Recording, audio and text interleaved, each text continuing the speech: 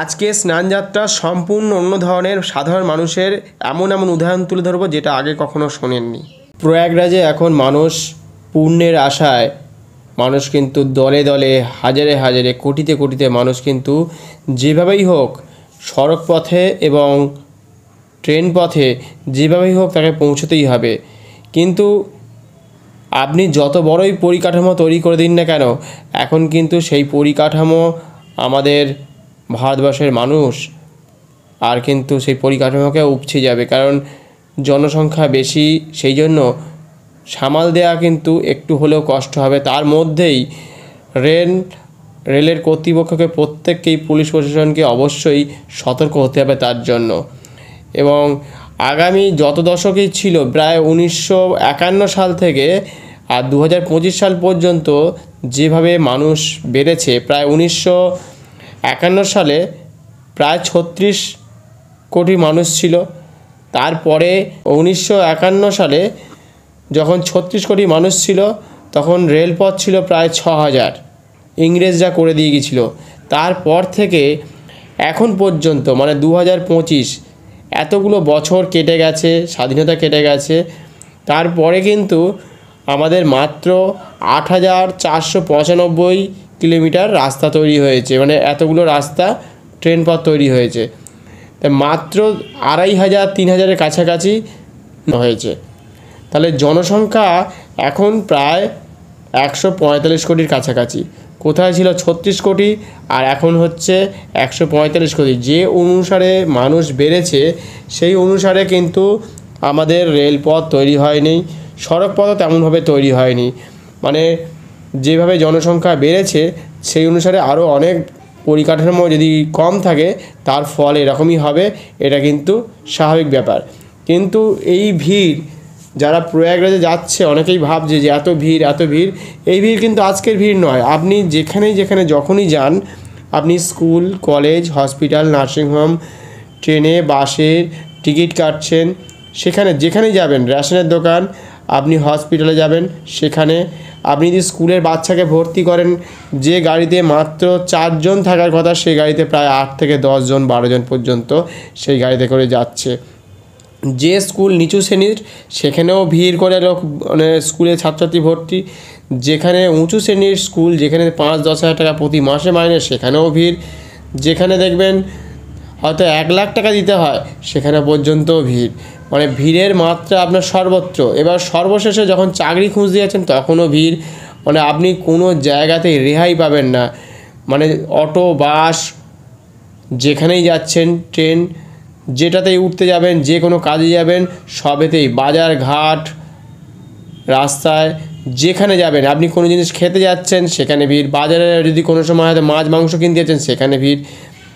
মানুষ এত বেড়েছে, তাও তো কত মানুষ ধরুন যেতেই পারেনি, কত মানুষ যেতে পারছে না, তাহলে কত জনসংখ্যা এখনও রয়েছে, তারা যদি যেত তাহলে কিন্তু এই পরিকাঠামো ভেঙে যেত, আরও অসুবিধার মধ্যে মানুষ পড়তো। কিন্তু সনাতন ধর্মের মানুষ এত সজাগ আজকে থেকে নয়, আজ থেকে হাজার হাজার বছর আগে থেকেই সজাগ হয়েছিল। জনসংখ্যা তেমনভাবে কিন্তু বাড়ায়নি। যদি তেমনভাবে বাড়াতো তাহলে আজকে সাধু সন্তদের দেখতে পেতেন না, বা হাজার হাজার বছর ধরে যে সনাতনী ধর্মের যে সাধুরা রয়েছে বা অন্যান্য মানুষ আরও রয়েছে, তারা কিন্তু আরও অনেক জনসংখ্যা করতে পারতো। তখন থেকেই তারা বুঝে গিয়েছিল। চীন হয়তো কিছু বছর আগে তারা বুঝেছে যে জনসংখ্যা বেড়েছে। ভারতীয়রা কিন্তু অনেক দিক ভাবনা চিন্তা করে তারা কিন্তু বুঝে গেছে যে না, জনবিস্ফোরণ ঘটাবো না। সেই কারণে কিন্তু অনেক মানুষ কিন্তু সাধু সন্ন্যাসী হয়েছে, অনেকে হয়তো বিবাহ করেন না। সেই ক্ষেত্রে দেখবেন জনসংখ্যা যেহেতু বৃদ্ধি পাচ্ছে, আগামী দিনে স্কুল, কলেজ, হসপিটাল বা পড়াশোনার ক্ষেত্রে বা কোনো জায়গাতেই স্থান পাবে না। সেই জন্য মানুষ কিন্তু অনেক সজাগ হয়েছে। এখন মানুষ অনেকে ভয় পায়, অনেক ক্ষেত্রে হয় যে কাকে বলবে যে জনসংখ্যা বাড়াবে না, যদি বলে ভোট পাবে না। সেই কারণের জন্য দেখবেন অনেক জায়গাতেই আছে ভোটের জন্য কিন্তু সাধারণত দেখবেন যে বলতেই পারছে না, ভয়ে বলতে পারছে না, লজ্জায় বলতে পারছে, যে কোনো কারণে হয়তো বলতে পারছে না, কিন্তু বেড়ে যাচ্ছে, বাইরে থেকে লোক ঢুকে পড়ছে, অন্যান্য দেশের লোক ঢুকে পড়ছে। এইটা যদি না কমাতে পারে, আগামী দিনে আপনার খাবার, আপনার কাজের জায়গা ভর্তি হয়ে যাবে, আপনার বাড়ির অলিতে গলিতে শাক সবজি নিয়ে বসে পড়বে। দেখবেন যেখানে ভিআইপি জায়গা আছে সেখানে দেখবেন খুব একটা দেখবেন দোকানপাট বা আপনাদের হকারদের তেমনভাবে দেখাই যায় না, কিন্তু যেখানে সাধারণ মানুষ যাতায়াত করে সেখানে দেখবেন হকার বা অন্যান্য দোকানপাট বিভিন্ন রকমভাবে ঘিঞ্জ জায়গা, সেখানে কিন্তু পা ফেলার জায়গা নেই। অতএব মানুষ যদি গরিব হয়, আজকে কিন্তু ভয়ানক জায়গা তৈরি হচ্ছে, মানুষ রেগে রয়েছে সেখানে পৌঁছানোর জন্য, কখন কীভাবে পৌঁছবে। কারণ অনেক দিন ধরে মানুষ রাজনীতির মানুষদের ওপর আস্থা রেখেছে বা তাদের উপর ভরসা রেখেছে যে আমাদের জীবনে যে আদিকাল থেকেই প্রায় দেখে আসছে যে তারা গরিব তো গরিবই রয়ে গেছে, আগামী কয়েক দশক পেরিয়ে গেছে, তাদের হাতে না আছে টাকা পয়সা, বাড়ি ঘর, না আছে চাকরি, কোনো কিছুই পাচ্ছে না, না পড়াশোনা, না খেলাধুলো, যেদিকেই যাচ্ছে সেদিকেই তারা কিন্তু দুর্বল হয়ে পড়ছে, নয় উঠতে দিচ্ছে না, নয় ওঠার ক্ষমতা নেই। আর যারা ঠকিয়ে উঠছে তারাই একমাত্র ওপরে উঠতে পারছে, তারা ভিআইপি লেভেলে চলে যাচ্ছে, তারাই পয়সা করছে, গাড়ি বাড়ি করছে। আর যারা দুর্বল হয়ে পড়ছে তাদের সংখ্যাটা অনেক বেশি। সেই জন্য মানুষ রেগে আছে যে সরকার তো আমাদের তেমনভাবে খাওয়া পড়া বা তেমনভাবে কিছু করে দিতে পারেনি, আমরা যেমনকার গরিব তেমনই রোজ যেতে হয়, রোজ খেতে হয়, রোজ পড়তে হয়, সেইভাবেই চলে যাচ্ছে। আজকে যেহেতু প্রয়াগরাজে এক পূর্ণ মহাকুম্ভ স্নান রয়েছে, অমৃত স্নান রয়েছে, যেহেতু এটা চন্দ্র সূর্য বৃহস্পতি এদের সাথে একটা যোগাযোগ রয়েছে, এটা একটা অন্য পুণ্যের জায়গা, সেই জন্য সেই পুণ্যটাকে অর্জন করতে চাইছে যেভাবেই হোক। সে মানুষ মরে গেলেও তাও কিন্তু মানুষ কাউকে দোষ দিচ্ছে না, তারা কিন্তু কেউ দলে দলে কিন্তু মানুষ কিন্তু যেভাবেই হোক ওই প্রয়াগরাজে পৌঁছতেই হবে, সেটাই হচ্ছে সবথেকে বড় কথা। এটা কিছুটা বলতে পারেন ৮০তে আশিও না সিনেমা আছে, বাংলা সিনেমা ভানু বন্দ্যোপাধ্যায়ের, সেই সিনেমায় ৮০তে না যে ভানু যখন বয়স্ক ছিল সে কিন্তু জলে গিয়ে পড়ে গিয়েছিল, তখন সে ইয়ং হয়ে গিয়েছিল। সেই জন্য মানুষ চাইছে জীবনে তো পরিবর্তন হয়নি, যেমনকার গরিব তেমনই রয়েছি, হয়তো এবারে আমাদের জীবনের পরিবর্তন হলেও হতে পারে। সেই জন্য এই সময়টা, এই দিনগুলো আর বেশি দিন নেই, সেই জন্য যেভাবেই হোক ওই প্রয়াগরাজের মধ্যে আমাদেরকে পৌঁছতেই হবে, পৌঁছানো দরকার যেভাবেই হোক। কারণ এই জায়গায় যদি পৌঁছে যায় তাহলে হয়তো আমাদের জীবনের পরিবর্তন আগামী দিনে আসতে পারে। উত্তম কুমার এবং অনিল চ্যাটার্জি যে পথের ক্লান্তি ভুলে আর কত পথ, এই ক্লান্তি সেটা কিন্তু মূর্তিত্ব হিংলাজে দেখেছেন। তাও কিন্তু মানুষ কিন্তু এই 10 কিলোমিটার থেকে 15 কিলোমিটার 8 কিলোমিটার মানুষ হেঁটে যাচ্ছে, এবং কিভাবে কষ্ট করে মানুষ দলে দলে ট্রেনের মধ্যে উঠে পড়ছে। তারা যে 12 ঘন্টা বা 24 ঘন্টা যখন ট্রেনে থাকবে, এত ভিড়, তার মধ্যে কি করে যে ওয়াশরুমে যাবে, এতগুলো মানুষ কি করে যে সামাল দেবে, সেই পরিকাঠামো কিন্তু আমাদের এখন কোনো সরকার আর তেমনভাবে গড়ে তুলতে পারবে না। তার কারণ পথ হচ্ছে সরু আর মানুষের সংখ্যা হচ্ছে অগাধ।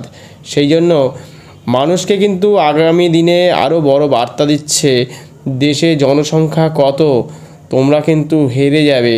সেই জন্য আগামী দিনে যাতে এরকম আরও বড় বড় হয়তো উৎসব হবে, মানুষ আরও বাড়বে, স্কুল কলেজে হসপিটালে যেখানেই যাক, বাজার ঘাটে যেখানেই যাক, সেখানে কিন্তু ভিড় হবে।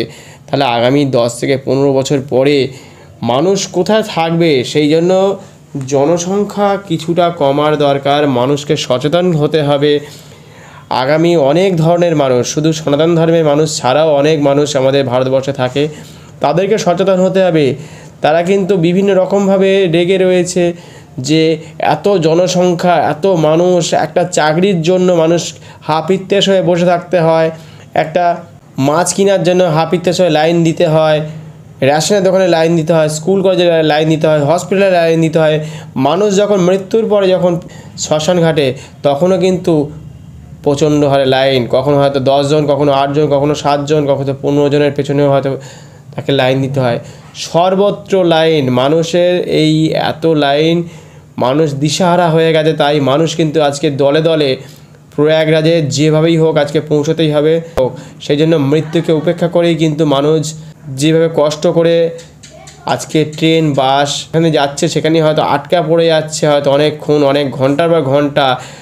সড়কপথ তো জ্যাম হয়ে পড়ে আছে, কয়েকদিন ধরে মাঝে মাঝে দেখছি জ্যাম আটকে যাচ্ছে, সব মানুষ আটকে যাচ্ছে, কয়েক হাজার গাড়ি আটকে যাচ্ছে, বিভিন্ন রকম ট্রান্সপোর্টের গাড়ি আটকে যাচ্ছে।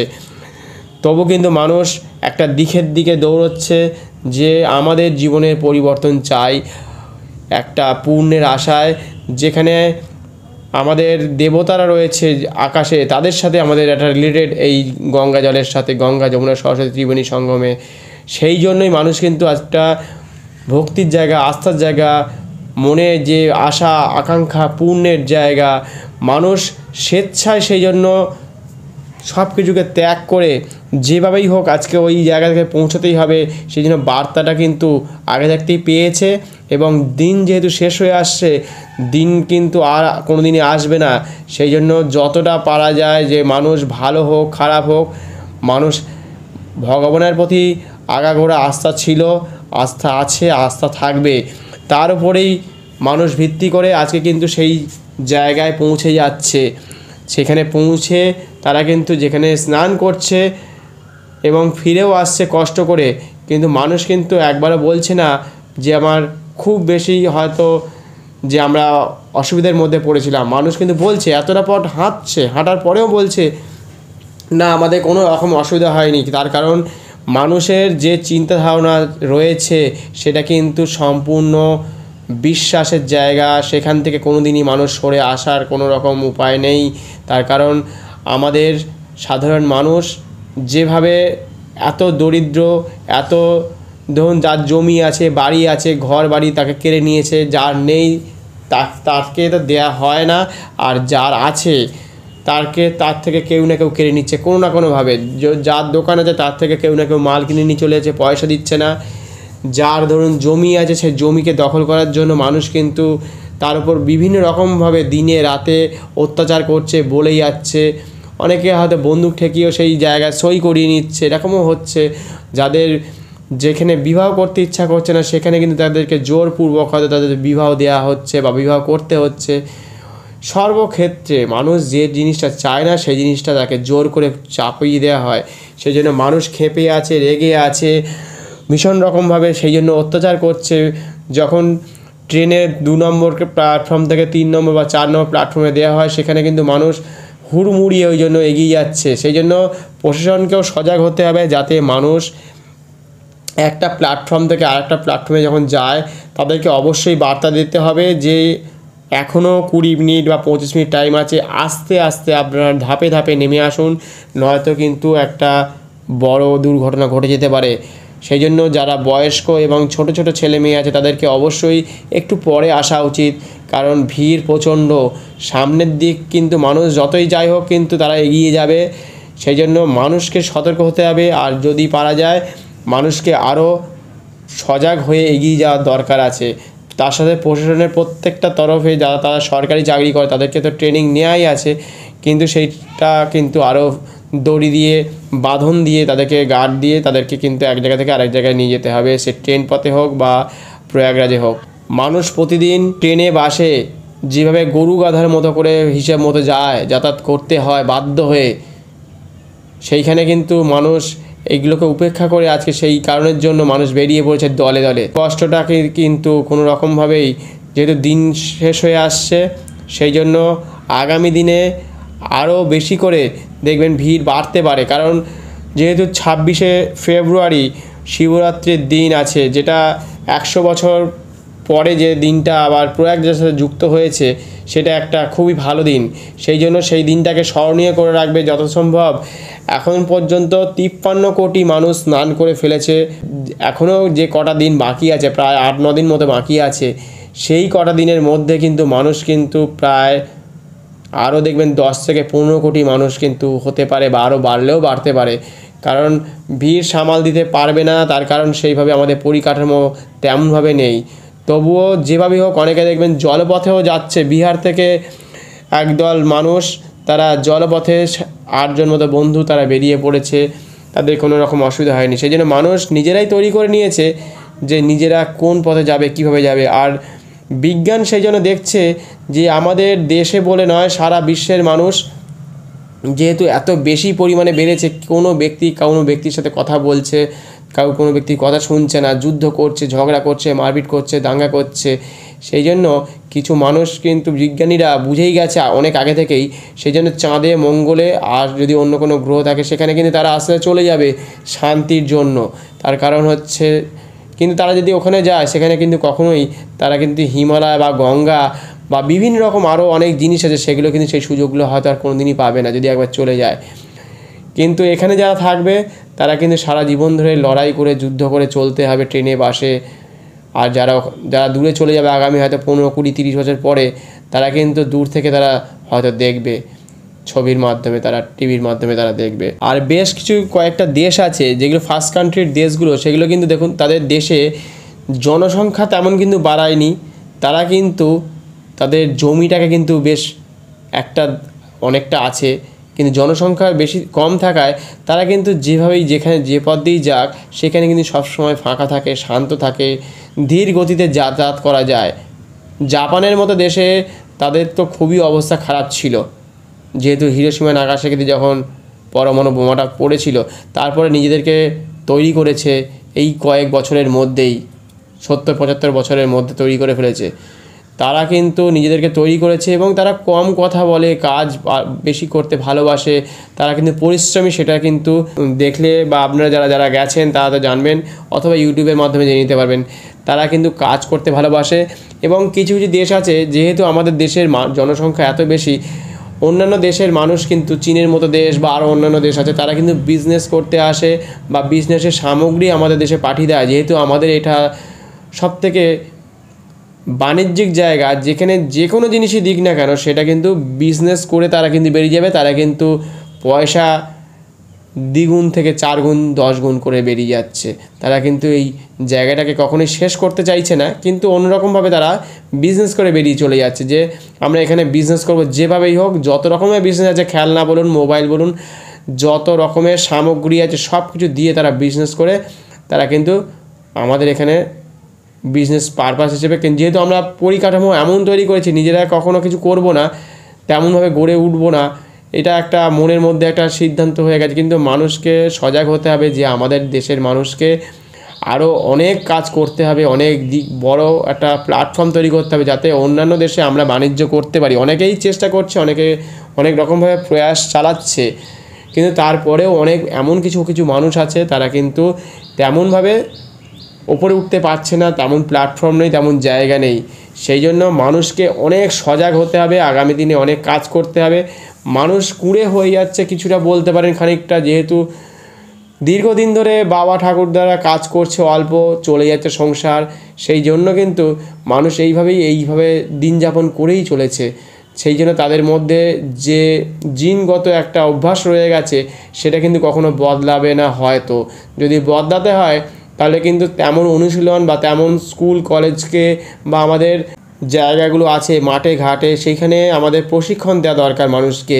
সকাল থেকে বিকেল রাত পর্যন্ত, অন্তত 3 বছর থেকে 18 বছর পর্যন্ত বা 21 বছর পর্যন্ত তাদেরকে ট্রেনিং দিতে হবে, যাতে পারিপার্শ্বিকভাবে যেমন আমাদের মিলিটারি বা আমাদের নেভিতে যেমনভাবে ট্রেনিং দেওয়া হয় তেমনভাবে ট্রেনিং না দিলে মানুষ কিন্তু সজাগ হবে না তেমনভাবে। কারণ মানুষ কিন্তু খুব একটা সুখের জীবন যাপন করতে চাইছে প্রতিদিন, কিন্তু এই সুখের জীবনটা ঠিক নয়। যারা কাজ করবে না কখনো, তারা কিন্তু আগামী দিনে আরও কিন্তু দুর্বল হয়ে যাবে, সেই জন্য তাদের পরিবারও দুর্বল হয়ে যায়। সেই জন্য প্রত্যেকটা মানুষকে কাজের দিকে মনোযোগ দেওয়া দরকার আছে।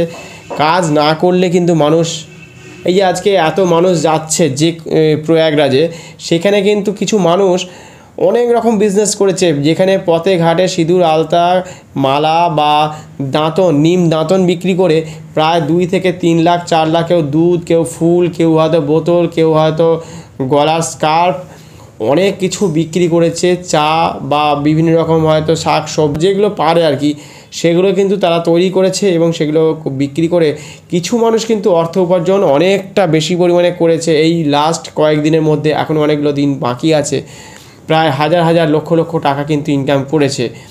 তাহলে কিছু মানুষ করছে, আর কত মানুষ যে করছে না সেই দিকে কিন্তু সজাগ হতে হবে নিজেদেরকে। কারণ সরকার সেইভাবে পরিকাঠামো তৈরি করে উঠতে পারবে না, কারণ যেহেতু এত সংখ্যক মানুষ, জমি কম, মানুষের সংখ্যা রোজ বেড়ে যাচ্ছে। কেউ তো বারণ করার নেই, কেউ বলার নেই যে আমাদের দেশের জনসংখ্যা বেড়ে যাচ্ছে। কিছু হয়তো জায়গায় বলছে যে জনসংখ্যা কমানোর কথা, কিন্তু সেইভাবে প্রচারটা নেই বলে জনসংখ্যা যেহেতু আরও বেশি ছিল, আরও বেশি করে বাড়ছে। যেহেতু আমাদের সজাগ হওয়ার সময় নেই, আমরা কারোর কথা শুনি না, বুঝি না বা বোঝার চেষ্টা করি না, যা হচ্ছে হোক সেভাবেই চলুক, যেভাবেই হোক আমাদের যেভাবে হোক দিচ্ছে সরকার 2 টাকা 1 টাকার চাল, সেভাবেই চলে যাবে। এইভাবে যদি জীবনযাপন করে মানুষ আগামী দিনে, তাহলে কিন্তু ভয়ানক একটা পরিস্থিতি তৈরি হবে, জনবিস্ফোরণ হবে। তার ফলে বোঝা যাচ্ছে যে আগামী হয়তো 20-25 বছরের মধ্যে কোন জায়গা থেকে কোন লেভেলে চলে যাবে। জল পাবেন না, খাদ্য পাবেন না, অনেক কিছু থেকে আপনি শিক্ষা পাবেন না, চাকরি তো পাবেনই না, মানে কোনো জিনিসই কিন্তু আপনাকে সুখ দিতে পারবে না। কোনো সরকার আপনাকে ভালোভাবে সুখ দিতে পারবে না। যে সরকার সুখ দিতে যাবে তাদেরকে বাধ্য হতে হবে, জনসংখ্যা কমানোর কথা বলতেই হবে। তার সাথে সাথে মানুষকে যদি শিল্প দেওয়া হয় তাহলে কিন্তু সেইভাবে তাদেরকে বসতি দিতে হবে, শিল্প দিতে হবে, সব কিছু দিতে হবে, জায়গা দিতে হবে। কারণ মানুষ চারিদিকে কংক্রিট করে ফেলেছে, গাছপালা জল পাচ্ছে না, প্রকৃতি ধ্বংস হচ্ছে। গাছপালা জল নিলে আপনি অক্সিজেন নেবেন কী করে, চাষবাস কী করে হবে? আর মাটির তলায় প্লাস্টিক ঢুকে যাচ্ছে, বিভিন্ন রকমভাবে পলিউশন হচ্ছে, কলকারখানা যেহেতু বাড়ছে, এত মানুষের ঢল, কত জামা কাপড়, কত প্লাস্টিক, কত রকম কেমিক্যাল, কত রকম আপনাদের সামগ্রী, দিনে সকাল থেকে রাত পর্যন্ত যেসব কেমিক্যালের জিনিসপত্র আপনারা ব্যবহার করেন, রং থেকে জিনিসপত্র, খাতাপত্র, পেন্সিল এবং গাড়ির বিভিন্ন রকম পার্টস, যত রকমের সামগ্রী আপনি চোখের সামনে দেখতে পাচ্ছেন, সব কিছু কিন্তু সব কেমিক্যাল। আর ওই কারখানার ধোঁয়াতে মানুষ কিন্তু একদিন সব ডুবে যাবে। সেদিন কিন্তু মানুষ আর মাথা তুলে দাঁড়াতে পারবে না, মানুষের জ্বালাতেই একদিনকে শেষ হয়ে যাবে। সেই জন্য মানুষকে সজাগ হতে হবে। মানুষ সেই জন্য একটা দিকে দৌড়চ্ছে যাতে ভালো থাকা যায়, আগামী দিনে ভালোভাবে নিঃশ্বাস নিতে পারে। যেভাবে আমাদের পলিউশনের মাত্রা বেড়েছে 2 বছর আগে, মানে গত 2 বছর আগে যেভাবে পলিউশনের মাত্রা ছিল প্রায় 60-70 ছিল আমাদের এখানে, সেটা এখন এই গ্রাম্য এলাকাতেই যেখানে গাছপালা ভর্তি ছিল সেখানে এখন বাড়িঘর, ফ্ল্যাট এবং তার সাথে গাড়ি এবং কলকারখানা বাড়ার ফলে অত্যধিক পরিমাণে ধুলো এবং তার সাথে ধোঁয়া, আর তার সাথে পলিউশনের গাছপালা কাটার ফলে এবং বাড়িঘর হওয়ার ফলে এত পরিমাণে পলিউশন বেড়েছে যে নিঃশ্বাস নিতে নিতে কিন্তু কষ্ট হচ্ছে। প্রায় 170 থেকে 80 হয়ে গেছে পলিউশন মাত্রা। আগামী দিনে কিন্তু আরও ভয়ঙ্কর দিন আসবে, কারণ শীতকাল শীতের সময় পড়ছে না, বর্ষার সময় বর্ষা হচ্ছে না, ভূমিকম্প, এদিকে ঝড়, চারিদিক থেকে মানুষকে আক্রমণ করছে প্রতি পদক্ষেপে। সেই জন্য আগামী দিন ভয়ঙ্কর একটা দিন আসতে চলেছে। সব জল প্রায় শুকিয়ে যাবে, এরকম একটা দিন, পরিস্থিতি খুবই ভয়ানক। সেই জন্য পিছনের দিকে যারা জানেন, বুঝেছেন, প্রত্যেকটা মানুষকে সজাগ হতে হবে। যেহেতু আপনার হাতে আপনার মানুষের চাবিকাঠি, আপনি বলে শুধু নয়, সকল যত রকমের মানুষ আছে পৃথিবীতে, যত মানুষ আছে সকলকে যদি সঠিক পথে যদি না চলা যায়, এই যে আমরা স্নান করতে যাচ্ছি প্রত্যেকেই, সেখান থেকে মানুষ কিন্তু একটা বার্তা দিচ্ছে যে আগামী দিনে যুদ্ধ করো না, ঘোষণা করো না, বা মারামারি করো না, অন্য ব্যক্তিকে তুমি মিথ্যে কথা বলো না, অন্য থেকে ধার নেবো না, অন্যকে ধার দেবো না। এইগুলো কিন্তু সবাইকে তৈরি করতে হবে। কারণ ছোটো ছোটো দোকানপাট কিন্তু এই ধারের জন্য, বা পারিপার্শ্বিক যে সকল বাড়িতে যারা বিজনেস করে তারা কিন্তু এই ধার নেয় বিভিন্ন রকমভাবে, অনেকের কাছ থেকে লিখিয়ে নিচ্ছে, কাউকে জোর করে হয়তো দেখবেন তার বাড়ির কাগজপত্রে সই করিয়ে নিচ্ছে, লুকিয়ে সই করাচ্ছে, কোনো বাড়ির মেয়েকে জোর করে তাদের বিবাহ দিয়ে দিচ্ছে, ভুল নাম এর জন্য তাদেরকে বিবাহ হয়ে যাচ্ছে, বুঝতে পারছে না কিভাবে তাদের মানুষকে চিনতে পারছে না। হঠাৎ করে একদিন দেখলো, 2 দিন পরেই তাদের বিয়ে হয়ে যাচ্ছে, তারপরে দেখছে ভুল জায়গায় বিবাহ হয়ে গেছে। আগামী 10-15 বছর পর তাদের জীবনযাত্রা যে কোথা থেকে কোথায় চলে গেছে, কোনো জায়গায় তাদের খোঁজ নেই, কোনো জায়গাতে খোঁজ নেয় না, কোনো মিডিয়াতে খোঁজ নেই, কোনো ইউটিউবে খোঁজ নেই, তারা যে কীভাবে জীবনযাপন করছে। সেই জন্য পরিস্থিতি এমন ভয়াবহ তৈরি হচ্ছে, যার ফলে জনসংখ্যা আরও দিনে দিনে বাড়ছে। তারা যে কী পরিস্থিতির মধ্যে থাকে, তারা যে কী কাজ করে, মানুষ কোনো রকমভাবে কেউ কোনো খোঁজ খবর রাখে না। কোনো ব্যক্তি কে গান করছে, কে নাচ করছে, কে কবিতা লিখছে, সেই রকমভাবে মানুষের পরিকাঠামো তৈরি নেই। সেই জন্য একটা সিস্টেমের মধ্যে যদি থাকে মানুষ, তাহলে কিন্তু আগামী দিন খুব ভালো হবে। সিস্টেমের বাইরে গেলে জগৎ কিন্তু সঙ্গে সঙ্গে কিন্তু শেষ হয়ে যাবে, ধ্বংস হবে একদিনকে। সিস্টেমের বাইরে প্রত্যেকেই প্রায় চলছে, সবাই বলছি না, প্রত্যেকেই প্রায় চলছে। কিছু মানুষ সঠিক পথে চলছে, কিন্তু তারপরেও দেখুন ব্রিজ ভেঙে পড়ছে। নয়তো ব্রিজ কখনো ভেঙে পড়ে, এত বড় বড় ব্রিজ তৈরি হচ্ছে, হঠাৎ একদিনকে ভেঙে পড়ে যাচ্ছে, তার তলায় কত মানুষ মারা যাচ্ছে, কত রকমভাবে মাটির উপর চাপ সৃষ্টি করছে, একটা বিল্ডিং ভেঙে পড়ছে, তার সাথে কত পুরনো বাড়ি, রাস্তাঘাট, সেখানে যতটা চওড়া হওয়ার দরকার তার থেকে হয়তো সেখানে এত দোকানপাট হয়ে গেছে সেইভাবে চওড়া হতে পারছে না। অনেক রকমভাবে পাড়ার অলিতে গলিতে দেখবেন সরু সরু জায়গা দিয়ে দেখবেন এখন ভিড় বেড়ে গেছে, তার কারণ সবাই এখন সড়ক পথ ছেড়ে পাড়ার গলি ধরে নিয়েছে, সেখানেও ভিড় হয়েছে দেখবেন। চারিদিক থেকে মানুষ কিন্তু একটা বিপদগ্রস্ত জায়গার মধ্যে দিয়ে চলছে, সেই জন্য ভিড় হবে, ভিড়কে সামাল দিতে কেউ পারবে না। পৃথিবীর যত বড় বড়ই জায়গা হোক না কেন, মানুষ যদি বেশি থাকে সেখানে কিন্তু মানুষ প্রশাসন সবাই কিন্তু একসময় ফেল হয়ে যাবে। সেই জন্য যারা সরকারি জায়গায় জায়গায় চাকরি করেন তাদেরকে ট্রেনিং দেওয়া আছে কীভাবে ভিড় সামলাতে হয়, সেইভাবে মানুষকে সামনের দিকে এগিয়ে নিয়ে যেতে হবে এবং একটা নির্দিষ্ট পরিকাঠামো তৈরি করতে হবে যার মাধ্যমে মানুষ প্রত্যেক দিন একটা সুষ্ঠুভাবে একটা জায়গায় যেতে পারে। সে স্কুল, কলেজ, হসপিটাল, নার্সিংহোম এবং প্রত্যেক মানুষের হাতে কিছু কাজের জায়গা তৈরি করে দিতে হবে, যাতে কিছু কিছু মানুষ মানে প্রত্যেকটা মানুষের কিছু কিছু পয়সা যাতে ইনকাম করতে পারে, যাতে না দৌড়ঝাঁপ করতে হয়। এবং যারা দেখবেন অনেক দূরে দূরে জার্নি করে দেখবেন 2 ঘন্টা 2.5 ঘন্টা জার্নি করে কাজে যায়, তাদের জন্য বিশেষ একটা ব্যবস্থা করতে হবে যে যেখানেই থাকবে তারই আশেপাশে কাজের জায়গা গড়ে তুলতে হবে, সেই যেন ওই জায়গা থেকে সরে বেশি দূরে না যায়। সে কিন্তু যত দূরে যাবে আমাদের কিন্তু দেশের ক্ষতি হবে, তার কারণ হচ্ছে প্রত্যেকটা গাড়ি সে জার্নি করে যাবে, তার শরীরে ক্লান্তি আসবে, পেট্রোল পুড়বে, রাস্তা খারাপ হবে, অনেক দূরে যাতায়াত করে তার পরিবারকে সেখানে আনতে হবে। যে যেখানে থাকবে সেই জন্য কাজের মারফতে সেখানে কিন্তু তাকে সেই জায়গায় তাদেরকে ঘর দেওয়া হবে এবং সেখানে চাকরি দেওয়া হবে।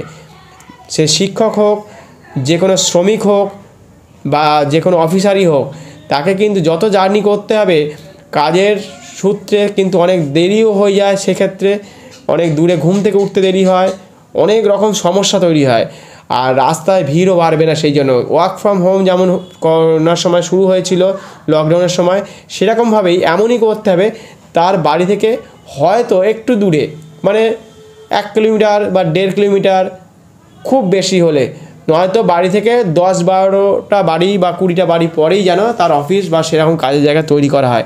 এইভাবেই যদি পরিকাঠামো তৈরি করা যায় তাহলে আগামী দিন কিন্তু ভীষণ ভালো একটা দিক তৈরি হবে।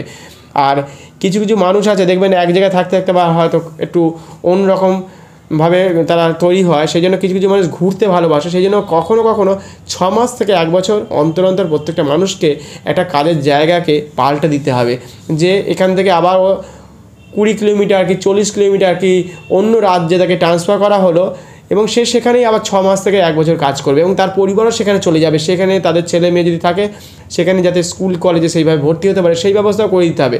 তাহলে কিন্তু অনেকটা রাস্তা ব্লক হওয়া বন্ধ হবে, অনেক রকমভাবে মানুষ কিন্তু বেঁচে থাকার সুযোগ পাবে, পরিবেশ সুস্থ থাকবে। যেহেতু যত গাড়ি যাতায়াত করবে তত পলিউশন বাড়বে, রাস্তাঘাট জ্যাম হবে, এইগুলোকে অ্যাভয়েড করতে হয় মানুষকে। কী করে মানুষের জীবনযাপন ভালো হয় সেদিকে কিন্তু প্রশাসন এবং সরকারকে কিন্তু সজাগভাবে কঠিন হাতে কিন্তু পদক্ষেপ নিতে হবে। আগামী দিনে আরও অনেক কিছু খবর হয়তো আমরা এই নিয়ে আলোচনা করব।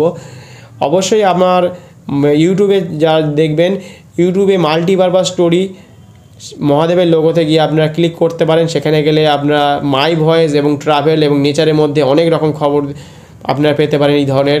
আর যারা ছবি আঁকা দেখতে চান তারা অবশ্যই দ্য শ্যাডো আর্ট হাউস তার মধ্যে দেখতে পারেন, দ্য শ্যাডোর চোখের লোগো পাবেন, তাদের ছবি দেখতে পাবেন। আর ফেসবুকে যারা দেখতে চান তারা ফেসবুকে চণ্ডী মণ্ডলে গেলে আপনারা দেখতে পাবেন এই ধরনের কিছু ভিডিও। বেশিরভাগ ক্ষেত্রেই আমি ইউটিউবে দেব, সেই জন্য আপনারা ইউটিউবটাকে সার্চ করে নিতে পারেন মাল্টিপারপাস স্টোরি মহাদেবের লোগোতে গিয়ে। এখানেই শেষ করলাম। প্রত্যেকেই স্নান করুন, ভালোভাবে স্নান করুন, ভালোভাবে বাড়ি ফিরে আসুন। প্রত্যেকে একটি নিষ্ঠার সাথে ভক্তির সাথে আমরা অবশ্যই যাচ্ছি, যেহেতু স্নানে একটা পূর্ণ যাত্রা, আমরা পুণ্যের জন্য যাচ্ছি, সেই জন্য আমরা ভালোভাবে স্নান করে বাড়িতে ফিরে সুস্থভাবে প্রত্যেকেই জীবনযাপন করব। এইভাবেই এখানেই শেষ করছি।